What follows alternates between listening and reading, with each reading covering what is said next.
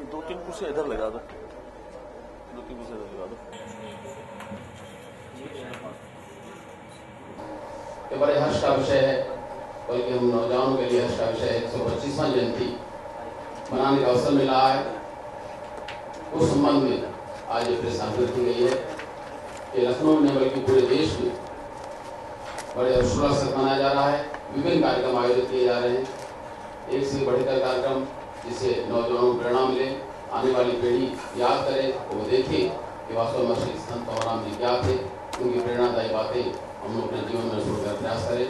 इस पत्रकार सम्मेलन में हमारे जो अतिथिगण बैठे हैं, मैं उनका सबको परिचय करना पूज्य समझता हूँ। एक बहुत महान दिवस के रूप में पूरा समाज हमारा न कि लखनऊ में पर पूरे हिंदुस्तान में धूमधाम से मनाने जा रहा है। हमारे अमर शहीद संत कंवरराम जी थे, परोपकारी संत थे, जिन्होंने पूरा जीवन अपना जो है परोपकार में लगाया। वो अपना सिंपल जामा पहनते थे और जूती पहनते थे, पुरानी जैसे जूती होती थी वहाँ की, राजस्थानी टाइप की सिंध में थे, और वो घुंघरू पहन के नाचते थे। और अपना जो भी, और उनके गाने का, उनके संगीत जो गाते थे, संगीत के आज के समय भी कहते हैं, ऐसा समय कोई संगीत के पैदा नहीं हुआ जो हमारे गुरुजी की उनकी आवाज़, जो कंठ की उनकी आवाज़ थी, वो आज तक कोई नहीं पैदा हुआ। इसके लिए कोई अभी लास्ट टाइम के लता मंगेशकर जी ने उनके गाने सुने थे, तो वो भी कहती है भाई किसी इंसान का आवाज़ नहीं है, ये तो किसी देवता का आवाज़ है, ये किसी इंसान को आवाज़ ही नहीं निकाल सकता ऐसा, जो उन्होंने सुने। कुछ ही रिकॉर्ड उपलब्ध हैं। तो ऐसे महान संत का हम लोग पूरे हिंदुस्तान में बहुत ही धूमधाम से एक परोपकार का दिवस के रूप में मनाने जा रहे हैं, परोपकार समारोह मनाने जा रहे हैं। और ये पूरा एक माह के लिए चलेगा, 13 अप्रैल से 13 मई तक।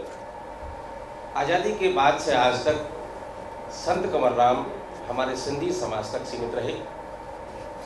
यह एक अवसर है कि हम सर्व समाज को ये बता सकें कि संत कंवरराम एक वर्ग विशेष के संत नहीं, संपूर्ण समाज के संत हैं, भारतवर्ष के संत हैं। राष्ट्रीय फलक पर उनको लाने के लिए हमने एक प्रयास किया, भारत सरकार ने उसे स्वीकार किया और डाक टिकट जारी किया। इससे यह प्रमाणित हुआ कि भारतीय संत परंपरा में आज से संत कंवरराम का नाम जुड़ गया। ऐसे में हमारे लिए यह जानना बहुत आवश्यक हो जाता है कि आखिर संत कंवरराम में ऐसे कौन से गुण थे जिसके कारण से हम भारतीय संत परंपरा की श्रृंखला में उनको शामिल करेंगे।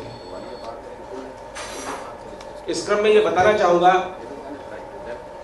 कि देश की प्रमुख साहित्यकारों की संस्था हिंदी साहित्य सम्मेलन संत कंवरराम पर 17-18 जुलाई को यहीं शिव शांति आश्रम में सिंधी हिंदी लेखकों के साथ जुड़ करके एक राष्ट्रीय स्तर का सेमिनार कर रही है।